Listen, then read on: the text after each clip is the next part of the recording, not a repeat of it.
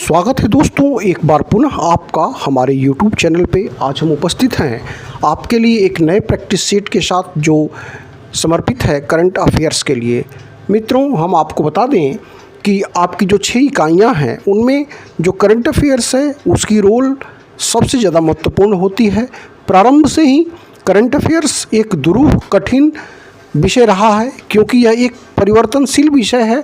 नित्य नई चीज़ें इसमें जुड़ती जाती हैं और इसका दायरा बहुत ही व्यापक है और जितने भी आपके सिलेबस हैं वे एक लिमिट में हैं, जबकि करंट अफेयर्स बहुत व्यापकता को लिए हुए है, संजोए हुए है। तो इसकी जितनी ज़्यादा से ज़्यादा प्रैक्टिस की जाए उतना ही कम है। लिहाजा हमने आपके लिए 30 प्रश्नों की वह श्रृंखला प्रस्तुत करने का प्रयास यहाँ पर किया है, जिससे कि आपकी करंट अफेयर्स की जो फहरिस्त हो वह थोड़ी और लंबी हो जाए और आपकी जो थाती है वह मजबूत हो जाए। शुरुआत करते हैं पहले प्रश्न से। जनगणना 2021 कितनी भाषाओं में की जाएगी? जनगणना 2021 कितनी भाषाओं में की जाएगी? दोस्तों, जनगणना 2021 जो ऑप्शन सी है 16 भाषाओं में की जाएगी। आप जैसा कि आप जानते हैं कि जनगणना प्रत्येक 10 वर्षों के बाद की जाती है, एक डिकेड्स के बाद की जाती है। इससे पहले 2011 में जनगणना हुई थी और जनगणना के दृष्टिकोण से भारत पूरे विश्व में दूसरे स्थान पर है। पहली बार जनगणना जो है अंग्रेज़ों के समय में प्रारंभ की गई थी, फर्स्ट टाइम 1872 लॉर्ड मेयो के द्वारा, लेकिन सिस्टमेटिकली 1881 लॉर्ड रिपन के समय से शुरुआत की गई थी और उसके बाद से लेकर के आज तक यह जो 2021 की जनगणना होगी वह 16वीं जनगणना होगी। दोस्तों, तो जनगणना संबंधित सारी तथ्यों से आप अवगत हो चुके हैं। आगे बढ़ते हैं अगले प्रश्न की तरफ। अगला प्रश्न है, ग्लोबल ब्राइवरी रिस्क इंडेक्स 2019 में भारत का स्थान कौन सा था? तो हम आपको बता दें कि ग्लोबल ब्राइवरी रिस्क इंडेक्स जो कि रिश्वत को लेकर के जोखिम की बात की जा रही है, इसमें भारत का स्थान जो था वह 78 था और इसमें जो सबसे कम रिस्क वाला जो देश है, लीस्ट रिस्क कंट्री जो है वह न्यूजीलैंड टॉप पे है, जबकि सोमालिया 200 देशों के जो सर्वे किए गए थे उसमें सबसे निचले स्थान पर, यानी कि top risk country among 200 countries. तो इसमें जो सोमालिया है सबसे निचले पायदान पर है और सबसे ऊपर के पायदान पर जो है वह आपका न्यूजीलैंड है, जहाँ पर कि ब्राइबरी संबंधित घटनाएं बहुत ही कम हैं, जबकि भारत इस संदर्भ में 78th रैंक पे है। आगे बढ़ते हैं अगले प्रश्न की तरफ और अगला प्रश्न जो है वह एनवायरमेंटल करंट से है, जिसमें कह रहा है कि पर्यावरण में प्लास्टिक अपशिष्ट को समाप्त करने हेतु alliance to end plastic waste नामक कार्यक्रम शुरू किया गया है। भारत की किस निजी कंपनी ने हाल ही में इस गठबंधन में भाग लेने की घोषणा की है? दोस्तों, आपको हम बता दें कि यह प्लास्टिक कचरे से संबंधित बातें की जा रही है, जो कि इसके प्रॉब्लम को सॉल्व करने की बातें की जा रही है, जो कि प्रत्येक वर्ष लगभग 8 मिलियन टन प्लास्टिक कचरे समुद्र में जा रहे हैं और इसको लेकर के पूरा विश्व जो है बहुत ही परेशान है और इसके सॉल्व करने के लिए बहुत सारे कंट्री में प्रयास किए जा रहे हैं। भारत में इस प्रयास में सहयोग करने के लिए रिलायंस इंडस्ट्रीज ने हाथ बटाने की घोषणा करी है। तो रिलायंस इंडस्ट्रीज का सही जवाब हुआ। आगे बढ़ते अगले प्रश्न की तरफ और अगला प्रश्न है, सितंबर 2019 में किस फिल्म को 92 में ऑस्कर पुरस्कार में सर्वश्रेष्ठ विदेशी फिल्म की श्रेणी में भारत की आधिकारिक प्रविष्टि के लिए चयनित किया गया था? तो हम आपको बता दें इसका जो सही जवाब होगा वह होगा गली बॉय। गली बॉय जोया अख्तर द्वारा निर्देशित फिल्म है जो रिलीज हुई थी 2019 में और इसमें जो बातें कही गई है मुख्य रूप से वो मुंबई की जो स्लम एरिया जो धारावी है उसके स्ट्रगल को और उसके जो सोशल इश्यूज हैं उनको इसमें दर्शाया गया है। तो गली बॉय इसका सही जवाब है। अगले प्रश्न की तरफ बढ़ते हैं और अगला प्रश्न है, 2019 के मध्य में किन देशों की सेनाओं के मध्य संयुक्त सैन्य अभ्यास शक्ति 2019 आयोजित किया गया था? हम आपको बता दें कि सैन्य अभ्यास से संबंधित प्रश्न आयोग में निरंतर आते रहे हैं, तो इसको लेकर के आपकी पकड़ मजबूत होनी चाहिए और उसी पैटर्न को हम लोग फॉलो करते हैं। दोस्तों, एक बात आप निश्चित रूप से जान लीजिए कि आपको उन्हीं चीज़ों को चयन करना है जो आपके लिए ज़रूरी हैं। आप अनावश्यक की फालतू चीज़ों को नहीं पढ़ सकते, क्योंकि उससे आप भ्रमित हो सकते हैं, कन्फ्यूज्ड हो सकते हैं, और confused minds are always guilty. आप समझ लीजिए वह सदैव जो है आपके लिए परेशानी का सबब बन सकता है। तो इसमें आपको उन्हीं चीज़ों को पढ़ना है जो आपके सिलेबस में वर्णित हैं, जैसा कि ऑलरेडी मैं बता चुका हूँ। करेंट अफेयर्स है, नेशनल इंटरनेशनल इवेंट्स हैं, ग्रेट पर्सनालिटीज़ है, स्पोर्ट्स से रिलेटेड मटेरियल्स हैं, और साथ ही साथ जो है आपका जो न्यूली रिसर्च साइंटिफिक रिसर्च है उससे संबंधित आपका मैटर है। इसमें इकोनॉमिकल जो डेवलपमेंट है इशूज है वह भी करंट में आ जाता है, और एनवायरमेंटल इशूज है वह भी करंट में आ जाता है। तो इसको आपको ध्यान में रखना होगा। तो भारत एवं फ्रांस के बीच में यह जो संयुक्त सैन्य अभ्यास 2019 आयोजित किया गया था राजस्थान में, और यह किस पर बेस्ड था? यह एंटी टेररिज्म पर बेस्ड था। यह आतंकवाद के विरुद्ध दोनों देशों का संयुक्त सैन्य अभ्यास था। आगे बढ़ते हैं अगले प्रश्न की तरफ, और अगला प्रश्न है हंगुल परियोजना का संबंध किससे है? हंगुल परियोजना का संबंध हम आपको बता दें कश्मीरी बारहसिंगे से है। हंगुल जो है यह उत्तर भारत और पाकिस्तान, खासकर कश्मीर में पाई जाने वाली एक लाल हिरण की प्रजाति है, नस्ल की प्रजाति है, जिसे कश्मीरी बारहसिंगा भी बोला जाता है। यह जम्मू कश्मीर राज्य का राज्य पशु भी है, और कश्मीर का डाचीग्राम नेशनल पार्क इसके संरक्षण के लिए प्रसिद्ध है। तो कश्मीरी बारहसिंगा। अगला प्रश्न जो है वह करंट अफेयर से है, इंटरनेशनल इवेंट से है। इसके बताने के पूर्व हम आपको बता दें कि इस समय हमारी एक्टिविटी थोड़ी सी कम हो गई है दोस्तों YouTube पर, लेकिन फिर भी हम अपनी सक्रियता लगातार बनाए हुए हैं। उसका रीज़न मैंने आपको बताया था कि हमारा व्हाट्सएप पेड ग्रुप शुरू हो गया है, और हमारी रिस्पॉन्सिबिलिटी वहाँ पर ज़्यादा बढ़ गई है। वहाँ पर जो हमारे ग्रुप से जुड़े हुए मेंबर्स हैं उनको एनालाइज करना, उनको PDF प्रोवाइड करना, उनको वीडियो प्रोवाइड करना, तो उसके वजह से हम थोड़ी सी सक्रियता यहाँ कम दिखा रहे हैं। आप हमसे जुड़ना चाहते हैं, अपने GK को और ज़्यादा प्रिपेयर करना चाहते हैं, जो कि मैं आपसे कह चुका हूँ कि यह एक बहुत इंपॉर्टेंट रोल प्ले करता है, बहुत लीड रोल प्ले करता है, और ये वैकेंसी बहुत दिनों बाद आती रहती है दोस्तों। इसलिए इसमें आप कोई भी गलती नहीं करने का प्रयास करेंगे। तो अगर आप मजबूती के साथ अपनी तैयारी को दिशा प्रदान करना चाहते हैं तो आप हमसे जुड़ सकते हैं। व्हाट्सएप नंबर मेरा यहाँ पर डिस्प्ले हुआ है, आप हमें व्हाट्सएप कर सकते हैं, क्वायरीज कर सकते हैं, और आप अपने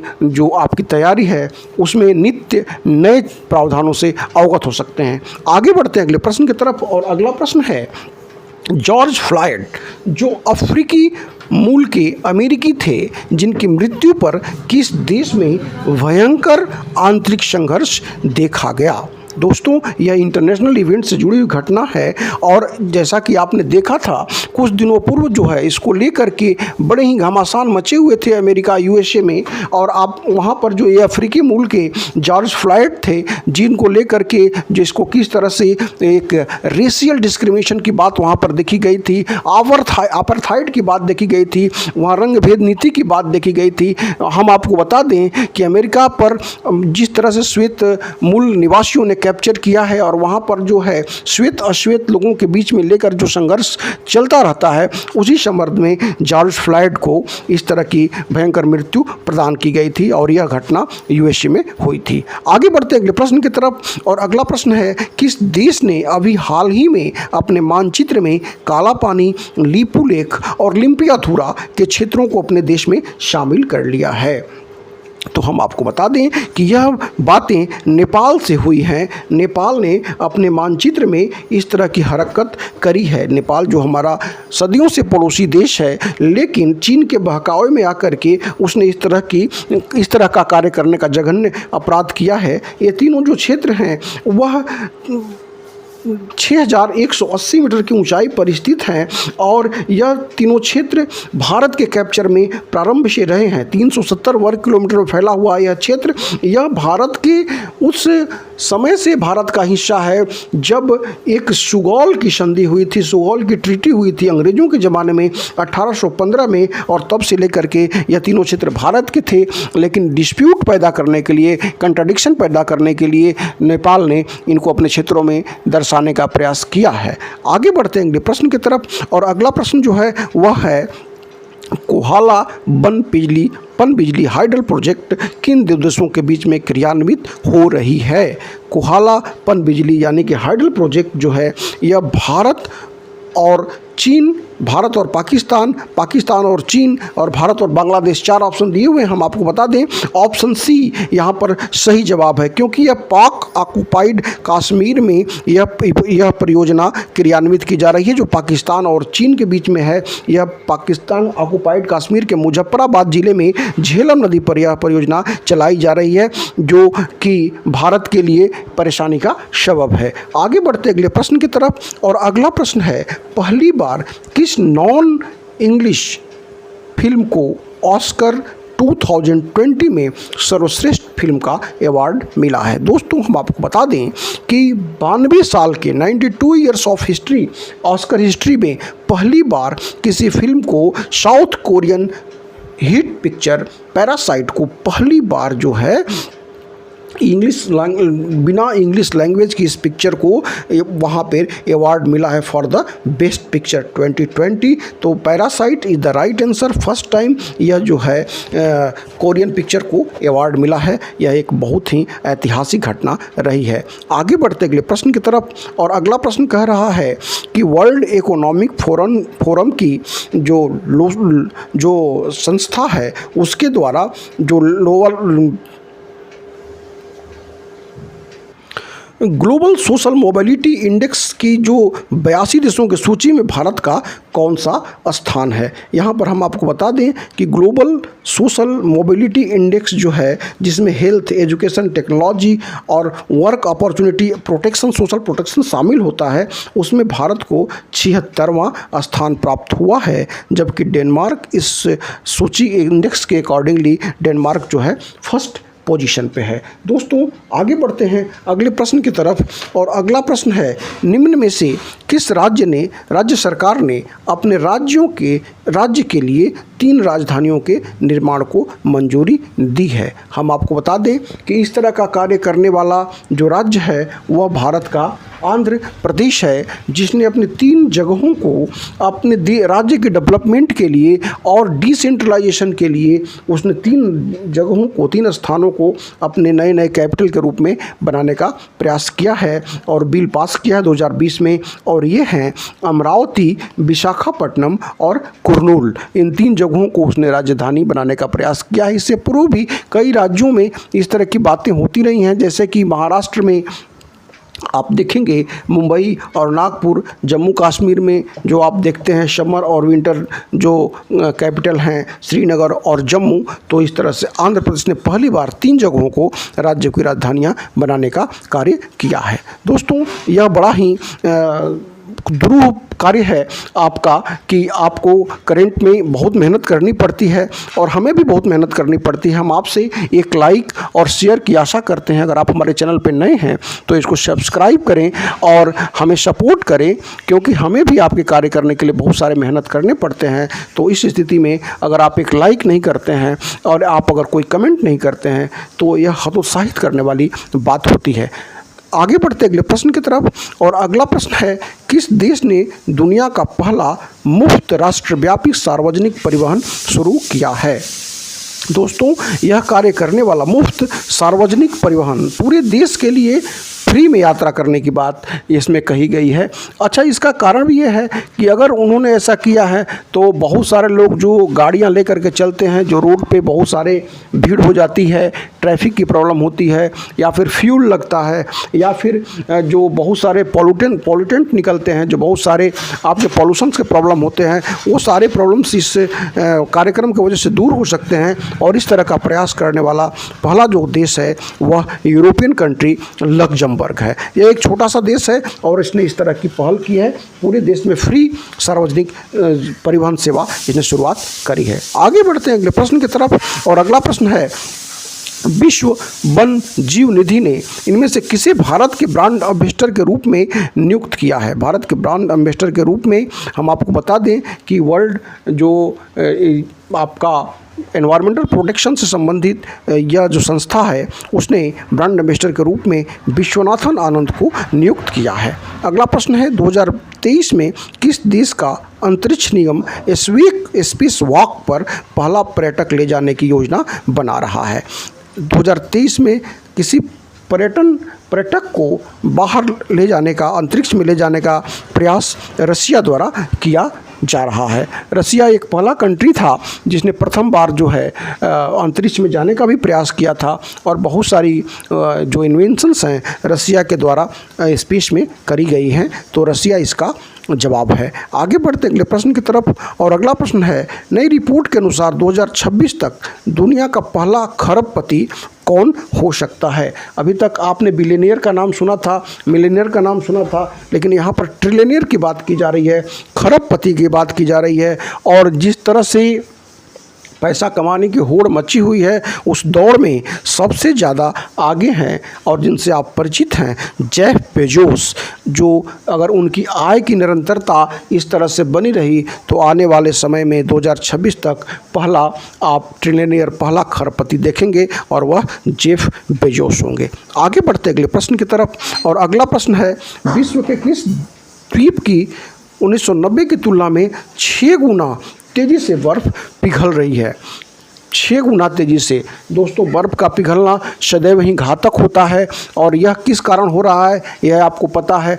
कई जो इन्वायरमेंटल प्रॉब्लम है, ओजोन डिप्लेशन की प्रॉब्लम है, या फिर ग्लोबल वार्मिंग की प्रॉब्लम है, तो ये सारी प्रॉब्लम की वजह से यह प्रक्रियाएं शुरू हो चुकी हैं। और इसमें सबसे ज़्यादा अगर प्रभावित हुआ है तो वह ग्रीनलैंड हुआ है। जो ग्रीनलैंड, जैसा कि आप जानते हैं, कनाडा के पास उत्तरी अमेरिका में यह एक द्वीप है, जो सबसे बड़ा द्वीप है, वर्ल्ड का सबसे बड़ा आइलैंड है, और या बर्फ़ से ढका हुआ है पूरी तरह से, जिस पर कि अमेरिका का कैप्चर ना हो करके डेनमार्क का कैप्चर है, और इसे काला निनाद के नाम से भी जाना जाता है। तो यह ग्रीनलैंड बहुत तेज़ी से पिघल रहा है, और तेज़ी से पिघलने का दुष्परिणाम आपको पता है, क्योंकि वाटर लेवल बढ़ जाएगा, बहुत सारी समस्याएं क्रिएट हो जाएंगी। Greenland is the right answer of this question. Now move to question number 18। हाल ही में किस भारतीय शहर को विश्व विरासत शहर के रूप में यूनेस्को द्वारा मान्यता प्राप्त हुई है? आप जानते हैं, विश्व विरासत शहर उन शहरों को कहा जाता है जो अपनी ऐतिहासिक थाती को संजो करके रखते हैं। जो वर्ल्ड हेरिटेज संस्था जो यूनेस्को है, वह उन्हीं शहरों को इस तरह की मान्यता देती है। और इस तरह की मान्यता प्राप्त करने वाला भारत का जो वर्तमान शहर जिसको मान्यता मिली है, भारत के बहुत सारे शहरों को मान्यता मिली हुई है, लेकिन तत्काल जो मान्यता मिली है वह जयपुर को मिली है। जयपुर, जिसे पिंक सिटी के रूप में भी जाना जाता है, और जिसे भारत का पेरिस भी कहा जाता है। जयपुर, जिसकी स्थापना महाराजा जय सिंह ने करी थी, और महाराजा जय सिंह जो बहुत बड़े एस्ट्रोलॉजर थे, जिन्होंने पूरे भारत के 5 जगहों पर उन्होंने जंतर मंतर की स्थापना की है। तो इन सारी बातों को आप ध्यान में रखेंगे, और जयपुर को विश्व विरासत के रूप में यूनेस्को द्वारा मान्यता प्राप्त हुई है। आगे बढ़ते हैं दोस्तों अगले प्रश्न की तरफ। आईएमएफ के आंकड़ों के अनुसार भारत को दुनिया की सबसे बड़ी अर्थव्यवस्था की सूची में किस स्थान पर रखा गया है? तो हम आपको बता दें, अर्थव्यवस्था के दृष्टिकोण से भारत को 5वें स्थान पर रखा गया है, क्योंकि भारत निरंतर प्रगति के पथ पर अग्रसर है। और इससे पूर्व जो है यूएसए, चाइना, जापान, और चौथा स्थान जर्मनी को प्राप्त है, जबकि 5वां स्थान भारत ने प्राप्त कर लिया है। आगे बढ़ते अगले प्रश्न की तरफ, और अगला प्रश्न है, किस राज्य ने स्कूली छात्रों के लिए प्ले स्टडी लिटिल योजना शुरू की है? तो बच्चों की प्रोग्रेस को ध्यान में रखते हुए इस तरह का प्रयास करने वाला जो भारत का राज्य है वह त्रिपुरा है। Tripura is the right answer of this question. Now move to next question, और वह है, भारत के बाहर दुनिया का पहला योग विश्वविद्यालय किस देश में प्रारंभ किया गया है? तो भारत में तो इस तरह के बहुत सारे विश्वविद्यालय हैं जहाँ योग विश्वविद्यालय की स्थापना की गई है, उसमें बिहार का मुंगेर भी है। लेकिन यहाँ पर जो बात की जा रही है वह विश्व में की जा रही है, और विश्व में इस तरह का प्रयास करने वाला जो जगह है वह है यूएसए, और यूएसए के लॉस एंजल्स में यह पहली योग विश्वविद्यालय की स्थापना की जा रही है विश्व में, भारत के बाहर। आगे बढ़ते अगले प्रश्न की तरफ, और अगला प्रश्न है, मंगल मिशन 2020 के लिए नासा के रोवर का क्या नाम रखा गया है? दोस्तों, नासा के रोवर का जो नाम यह रखा गया है, इसके लिए बड़े ही प्रयास किए थे, और वहाँ के नासा ने लोगों से नाम मांगे थे, और लोगों के नाम के बाद यह जो नाम उभर करके आया उसका नाम था परसिवरेंस। परसिवरेंस जो था यह इस मंगल मिशन का 2020 का नाम रखा गया है। और इसके यह जो है 30 जुलाई 2020 को अंतरिक्ष में भेजा गया। और इसके जो कार्य हैं वह है कि यह जा कर के वहाँ पर हैबिटेबल कंडीशंस जो है उसको देखेगा मार्स पर। तो इसके साथ परसिवरेंस के साथ यह प्रश्न समाप्त हुआ। आगे बढ़ते अगले प्रश्न की तरफ। और अगला प्रश्न है, हाल ही में जारी FIH रैंकिंग में भारतीय पुरुष हॉकी टीम को किस स्थान पर रखा गया है? भारतीय टीम को FIH जो फेडरेशन इंटरनेशनल हॉकी फेडरेशन है उसके हिसाब से चौथे स्थान पर रखा गया है। यह हाईएस्ट रैंकिंग है जो भारत को प्राप्त हुई है वर्तमान समय में। और पहले स्थान पर जो रैंकिंग है वह बेल्जियम की है, फर्स्ट रैंक बेल्जियम के, जो कि चौथा स्थान भारत को प्राप्त हुआ है। अगला प्रश्न है, किस भारतीय बैडमिंटन खिलाड़ी ने हाल ही में BBC player of the year का पुरस्कार जीता? तो BBC player of the year का पुरस्कार जीतने वाली भारत की रिनाउंड बैडमिंटन खिलाड़ी PV सिंधु, जो कि सिल्वर मेडलिस्ट भी रह चुके हैं ओलंपिक में, और यह किसी भी परिचय के मोहताज नहीं है। PV सिंधु ने यह अवार्ड प्राप्त किया है। आगे बढ़ते अगले प्रश्न की तरफ। और अगला प्रश्न है, फरवरी 2020 में अमेरिकी राष्ट्रपति डोनाल्ड ट्रंप द्वारा उद्घाटन किया जाने वाला विश्व का सबसे बड़ा स्टेडियम कहाँ बनाया जा रहा है? दोस्तों, हम आपको बता दें कि ट्रंप जो है वह जब भारत आए थे तो भारत में उनका जो स्वागत, जैसे कि आपके हमारे प्रधानमंत्री जब अमेरिका गए थे ह्यूस्टन में, तो हाउडी मोदी का जो नारा बुलंद हुआ था यहाँ पर जब आए थे ट्रंप, तो नमस्ते इंडिया, नमस्ते ट्रंप का नारा हमने दिया था। और यह जो स्टेडियम है, जो मोंटेरा स्टेडियम के नाम से जाना जाता है, सरदार पटेल क्रिकेट स्टेडियम के नाम पर, इसका गुजरात में उन्होंने उद्घाटन किया है। और यह गुजरात इसका सही जवाब होगा। अगला प्रश्न 26वां प्रश्न है, उस मानव रोबोट का नाम बताइए जिसे इसरो ने अंतरिक्ष में भेजने के लिए विकसित किया है। तो दोस्तों, यह प्रश्न बड़ा ही आसान है और इस प्रश्न से आप अवगत होंगे। इसका नाम है व्योम मित्र। व्योम मित्र को भारत ने, इस रोबोट को भारत ने नाम दिया है, जो इसरो में जाने के लिए तैयार है। अगला प्रश्न है, 2020 राष्ट्रमंडल खेलों की मेजबानी कौन सा शहर करेगा?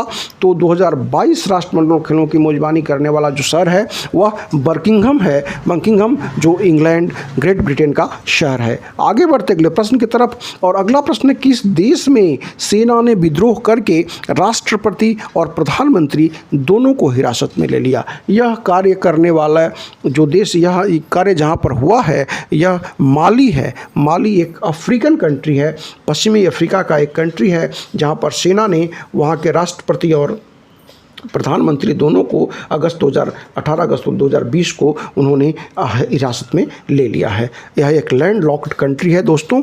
लैंड लॉक्ड कंट्री का मतलब होता है जिसकी सीमाएं समुद्र को टच नहीं करती हैं।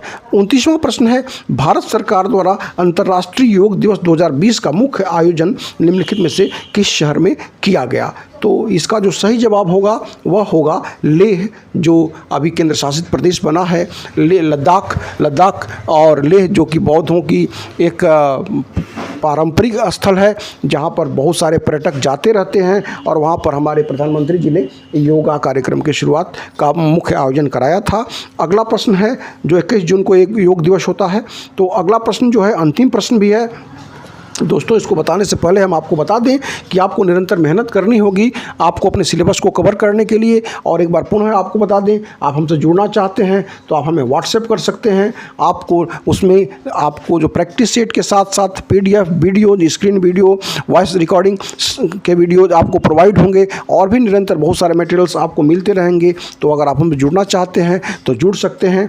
अगले प्रश्न की तरफ बढ़ते हैं। और अगला प्रश्न जो है अंतिम प्रश्न है, राष्ट्रपति रामनाथ कोविंद ने भारत के किस पूर्व न्यायाधीश को हाल ही में राज्यसभा का सदस्य मनोनीत किया है? तो इसका जो जवाब है वह है Ranjan Gogoi. Ranjan Gogoi is the right answer. और इसको लेकर के बहुत सारे डिस्प्यूट भी हुए थे, तो आपका यह रंजन गोगोई सही जवाब है। दोस्तों, इसी के साथ यह 30 प्रश्नों की करंट अफेयर्स की श्रृंखला समाप्त होती है। इसके बाद भी निरंतर हम नए वीडियो के साथ उपस्थित होते रहेंगे। तब तक के लिए ढेर सारा धन्यवाद।